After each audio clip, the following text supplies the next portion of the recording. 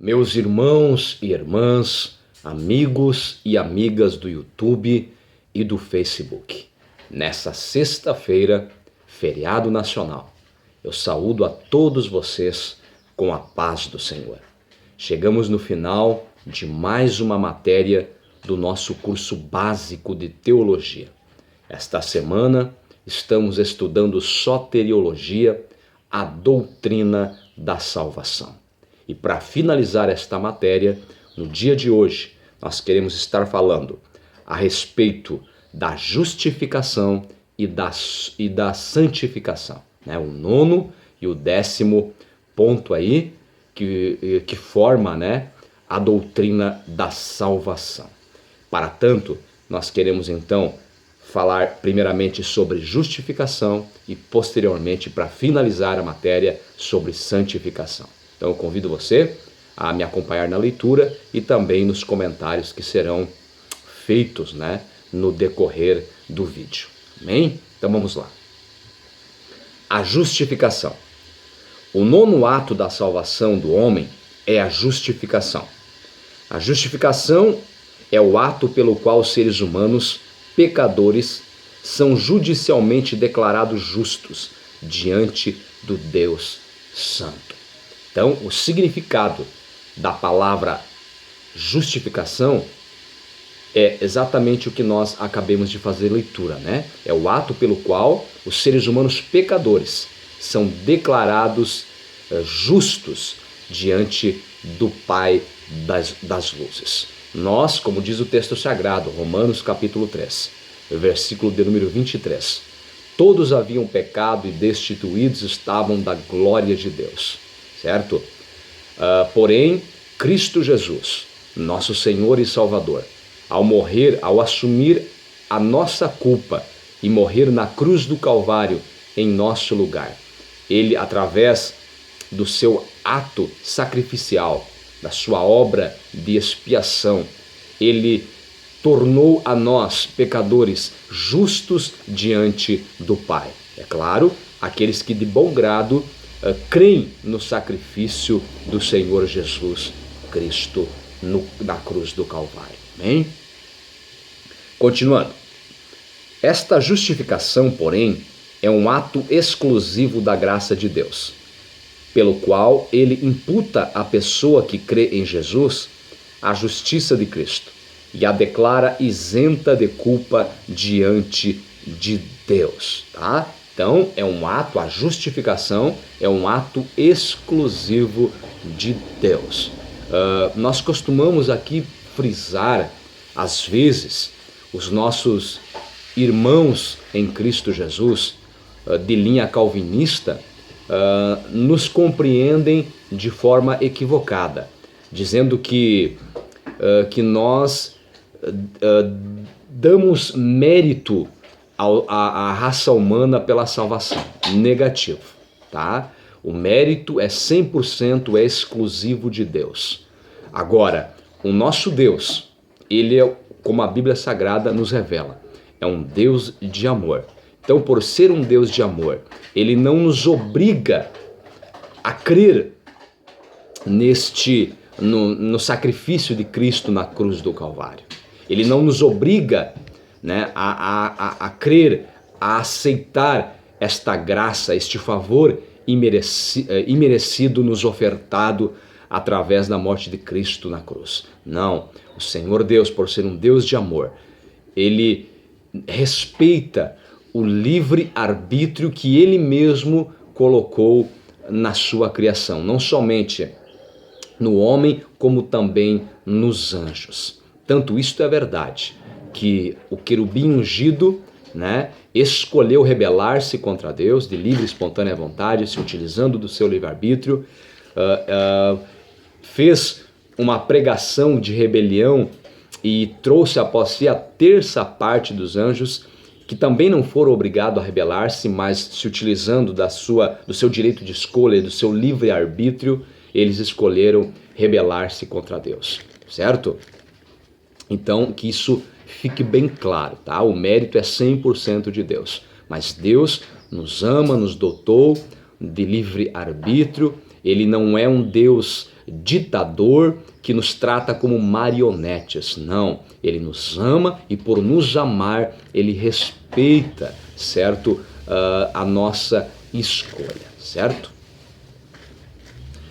Na justificação, Deus trata o homem arrependido de acordo com o mérito de seu mediador Jesus Cristo. Ou seja, o mérito é 100% de Cristo. Repito, o mérito é 100% de Cristo. Não é pelo fato de Deus ter nos dotado de livre-arbítrio, pelo fato de nós seres humanos termos a possibilidade de crermos ou não crermos, que isso imputa a nós como mérito concernente à salvação. Não, o mérito é 100% de Cristo.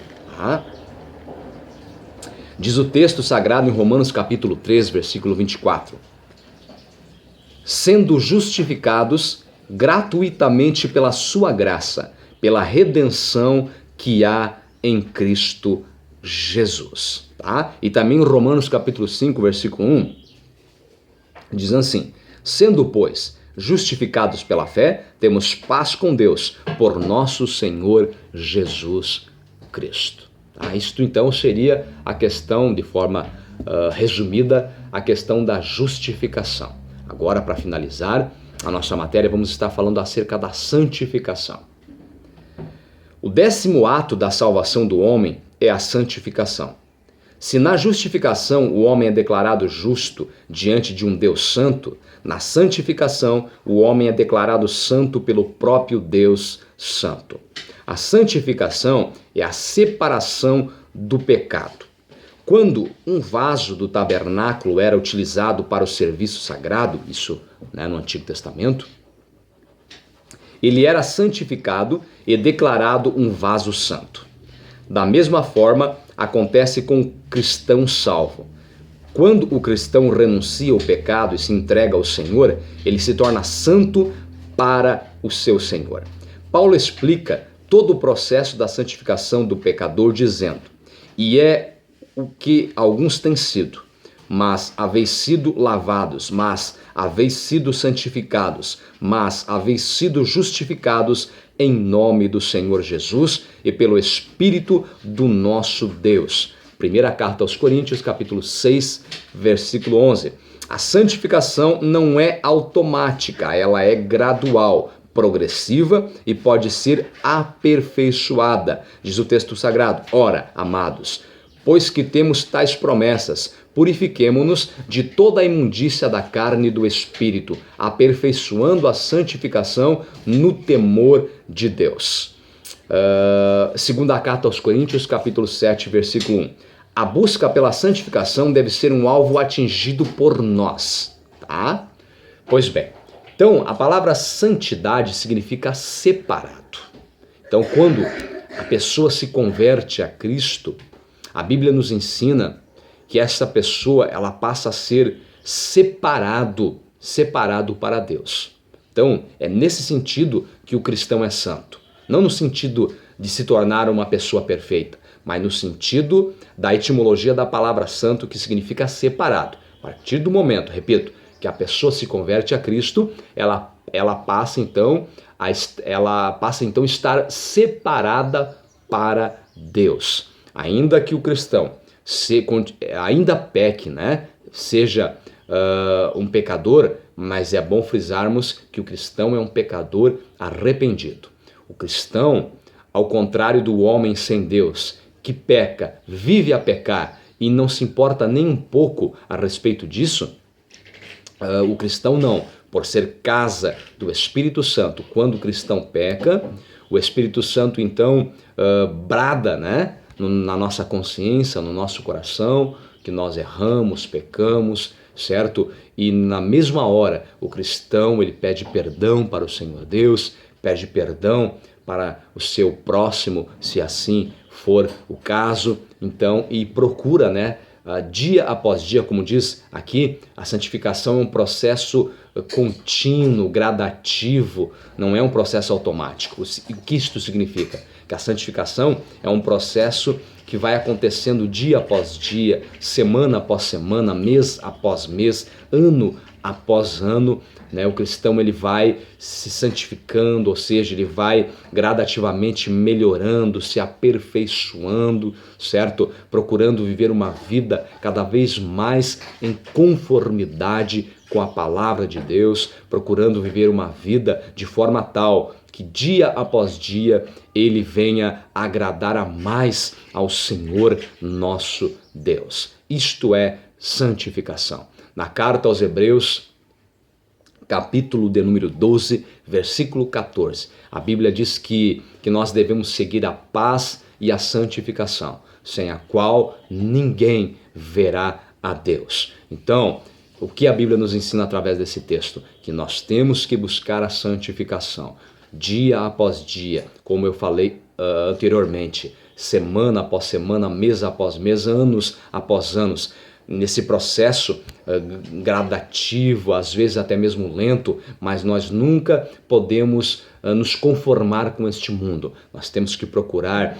melhorar a cada dia, sermos aperfeiçoados, lavados pela palavra, pelo Espírito Santo de Deus a cada dia. Permitir que o Espírito Santo de Deus faça esta obra tão linda, este processo de santificação em nossas vidas. Isso somente vai acontecer se nós compreendermos esta verdade bíblica, se nós nos esforçarmos, nos dedicarmos para vivermos em novidade de vida todos os dias da nossa vida, procurando termos uma comunhão, um relacionamento cada vez mais íntimo com o Senhor nosso Deus. Isto é o processo da santificação. Amém?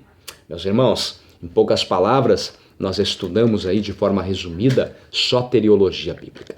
Nós examinamos, né, que dentro da soteriologia bíblica, a doutrina da salvação, nós encontramos o amor de Deus, a expiação, a graça, a fé, o arrependimento, a conversão, a reconciliação, a regeneração, a justificação e a santificação. Amém? A matéria desta semana seria essa, soteriologia, a doutrina da salvação. Uma matéria extraordinária, linda, de suma importância. Amém? O meu desejo, a minha oração é que o Senhor nosso Deus possa abençoar a tua vida de forma extraordinária e aos teus familiares neste feriado, né? Feriadão aí, hoje 15 de novembro, proclamação da República, nós temos aí um feriadão, então Deus abençoe você e até segunda-feira, querendo Deus. Um forte abraço desse seu amigo, irmão em Cristo Jesus, Valdecir de Almeida. Transmito aqui também o abraço da minha esposa, a irmã Franciele, da minha filha, a Renata, do meu filho Natanael. Esta família, minha família, ama você, meu irmão e minha irmã. Em nome de Jesus, fique com Deus até segunda, querendo Deus. Amém?